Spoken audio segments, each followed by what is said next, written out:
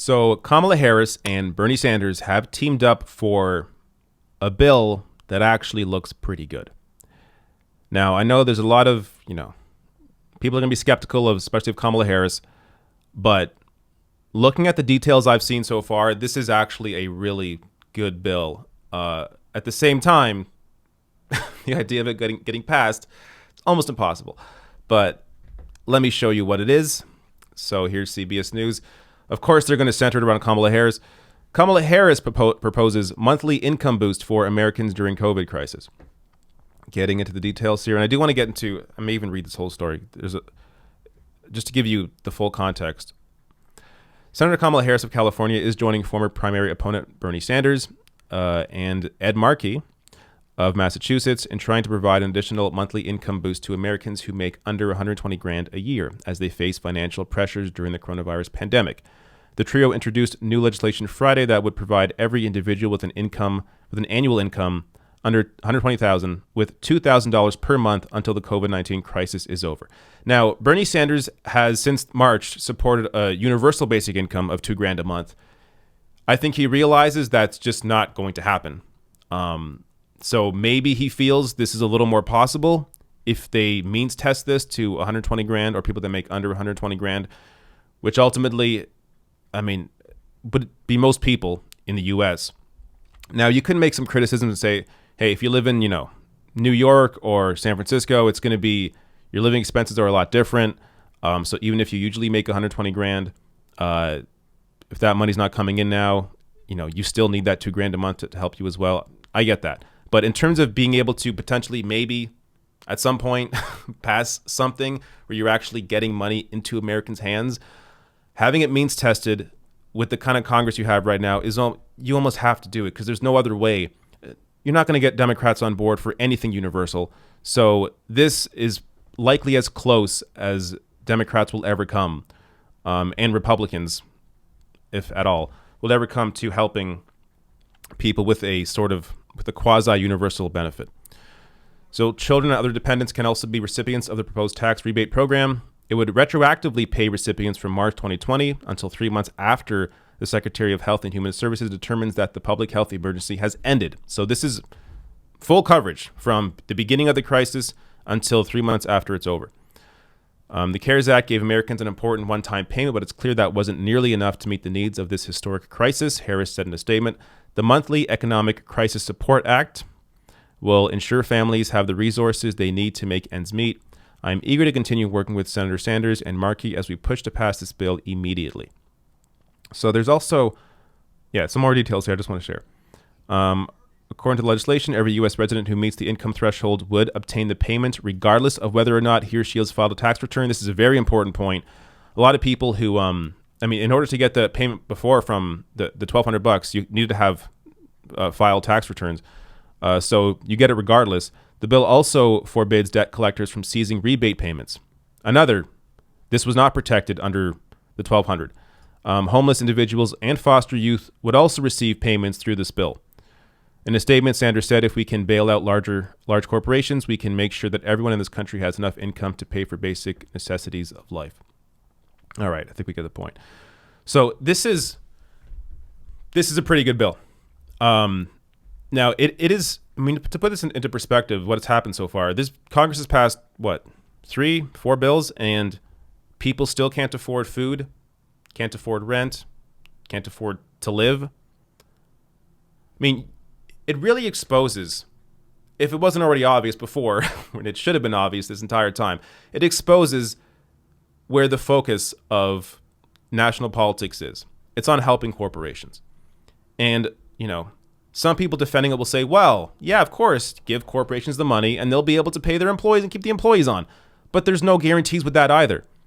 I think there's like a 6-month window or even less than that when it comes to these corporations and them having to keep their employees on. So you're going to see a massive drop off once these massive companies are able to lay off the people they want to lay off after taking this bailout money. They're all going to do it. Capitalism is all about making as much money as possible for the people at the top.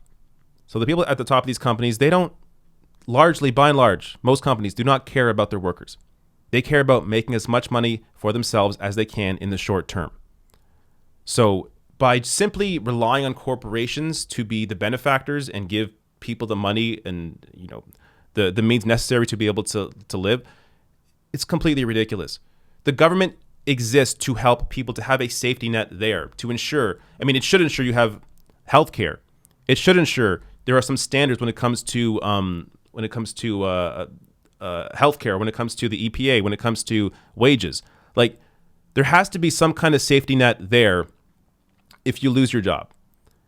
And Americans just don't have that. Now, comparing it to Canada, while we don't have a universal basic income, the $2,000 a month that we do have applies to most people. So most Canadians can get, again, if you've been impacted by COVID-19, you lost your job or you're being paid less, whatever it is, most people can apply and receive the $2,000 a month in Canada. Students get $1,250 a month, and there's also a 75% wage subsidy. So Canadians, for the most part, have been taken care of. Now, I don't want to get, there's a whole other discussion there about why that's happening, because Trudeau's getting a lot of the credit for it, even though the NDP in Canada, the more left-wing worker party in Canada, has been the one pushing for those reforms. So a lot of the credit should be going to the NDP. But regardless, whatever, Canada generally, for the most part, is doing a much better job taking care of people here than Americans are being taken care of. Now, again, I say this as somebody who is criticizing the U.S. government, who's criticizing Trump, who's criticizing Democrats, who's criticizing Republicans. If I'm going to do a video on just Canada alone, yeah, I got my issues with how Canada has handled this and how we could do a lot more. But just as Americans, you need to understand that what you have in the U.S. is nowhere near what a lot of other countries have in terms of their governments taking care of them. And, the big word and this whole, or the whole mindset in the U.S. is about, freedom. How much freedom do you really have when you don't have healthcare guaranteed to you? When your company can just lay you off and you have nothing. You get $1,200 once. How much freedom is there really? It's all luck. In America, it's all about what family you're born into. If you're born into wealth, if you're born into privilege, you're awesome. Or if you get lucky, maybe you did work really hard, but again, you got those lucky breaks. You were able to make it through, build yourself up, build a company, whatever. That's not most people. Most people don't have those lucky breaks. Yes, it takes hard work, of course, but it also takes a lot of lucky breaks to be able to make it in America. So if you don't have that built in, essentially you're relying on being born into the correct family. And that's just, it's a ridiculous system. And that isn't to say, Canada, of course, has issues. Other countries, European countries, of course, there's issues everywhere. There is no perfect system, even in healthcare. I have issues with the Canadian healthcare system. But compared to the U.S., I mean, it's just not even close. I feel bad. And this is why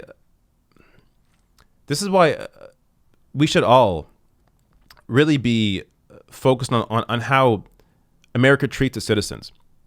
Because if you have what is seen as the world leader, the global leader, running a country the way it's being run, treating its citizens the way they are treated, if that's what the global leader is doing, then it frees up the rest of us, the other governments around the world, to also be crappy, to also not care about their citizens. So by holding the U.S. to a higher standard, not even a higher standard, but by holding them to a standard of taking care of people, then it also ensures that countries around the world have that influence on them and are not able to fall into, or are less likely to fall into a scenario where they are just completely forgetting about their citizens the way that Americans have.